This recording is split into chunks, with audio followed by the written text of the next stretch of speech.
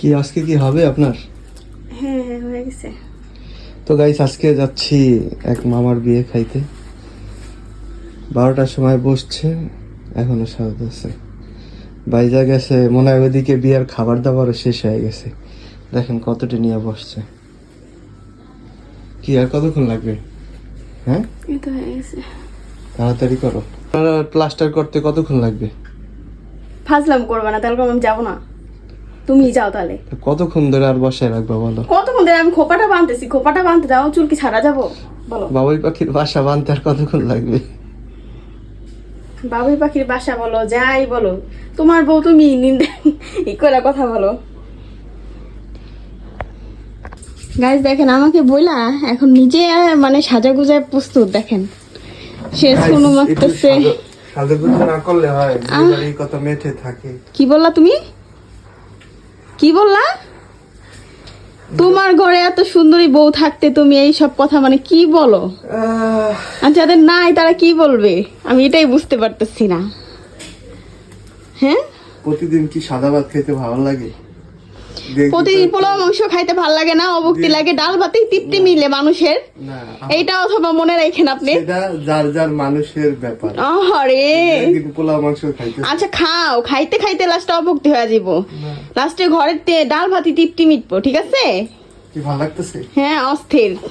Perfume মাখেন? অবশ্যই। এই ঘ্রাণ শুনলে তো মেরা ফিদা হয়ে যাবে, ফিদা হয়ে যাবে। তো চলো যাওয়া যাক।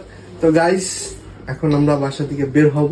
অবশেষে আমাদের রেডি হওয়া কমপ্লিট। তো আমি রেডি, তো ফাইনালি মুস্কানও রেডি।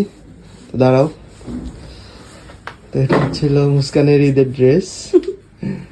তো যেহেতু বাবু আছে পেটে, তাই ওরা আর বেশি সাজুগুজু করতে বলিনি, নর্মালি সাজুগুজু করছে। তো এখন আমরা বাসা থেকে বের হব।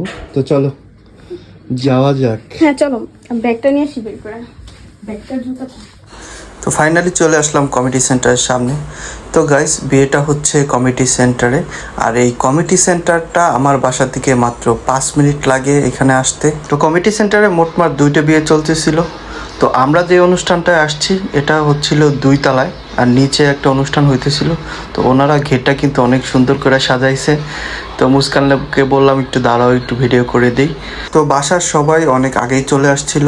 তো আমি আর মুস্কান আসতে একটু লেট হয়ে গেল। তো আমাদের জন্য সবাই ওয়েট করতেছিল। তো আইসায় আমরা খেতে বসে পড়লাম। তো বিয়ে বাড়িতে সবসময় একটু আগে যাওয়ারই চেষ্টা করি। তো প্রথমবারে যে সরকটটা বসে ওইটা একটু পরিষ্কার পরিচ্ছন্ন থাকে, আস্তে আস্তে সব কিছু এলোমেলো হয়ে যায়। তো এখানে সব কিছু ঠিকই ছিল। তো মুস্কান আর আমি খাওয়া শেষে স্টেজে চলে আসলাম। তো এখানে বউ আর জামাইকে দেখতে পেলাম না, হয়তোবা ওনারা এখনো রেডি হয়ে আসতে পারে নাই। তো মুস্কান আর আমি এখানে কিছুক্ষণ ছবি টবি তুললাম। তো এখন আমাদের যাওয়ার পালা, এখন চলে যাব। তো এখানে প্রচুর পরিমাণে গরম লাগতেছিল, যেহেতু অনেক মানুষের চাপ। আর এখানে যে এসিগুলো ছিল ওইগুলাও অন করা ছিল। তো আমরা ইনশাল্লাহ ভালোভাবে খাওয়া দাওয়া করছিলাম, সব কিছু ভালোই ছিল। তো মুস্কানকে আরও কিছুক্ষণ ছবি তুলে দিলাম। তো স্টেজটা কিন্তু ওনারা অনেক সুন্দর করে সাজায়। তো দুঃখের বিষয় হচ্ছে যাদের বিয়ে আপনাদের তাদেরই দেখাইতে পারলাম না, এর জন্য খুবই দুঃখিত আমরা। তো জীবনের অনেক বড় একটা ইচ্ছা ছিল এইভাবে ধুমধাম করে বিয়ে করব, তো সেটা তো আর হলো না। তো গাইস আমাদের বিয়ে খাওয়া কমপ্লিট। তো এখন আসছি একটু ঘুরতে। তো ভাবলাম যে সাজুগুজু করা মুস্কান, তো ওরে নিয়ে একটু ঘুরাইতে নিয়ে আসলাম। তো এখন আছি বর্তমানে বিসিকে। তো গাইস আসছিলাম বিসিকে, কিন্তু এখানে তালা মারা। এই যে তো যাক, যেমন ম্যাডাম ফুলি, কি খাওয়া দাওয়া হয়েছে ভালোভাবে? হ্যাঁ হ্যাঁ, তুমি তো খাইতেই পারো না।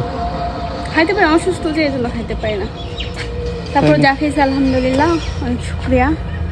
তাই নাকি? হ্যাঁ, মেকআপ মুকআপ তো উঠে গেছে। থাক যাক, গেলি কেমন কি করে দেখাবো এখন।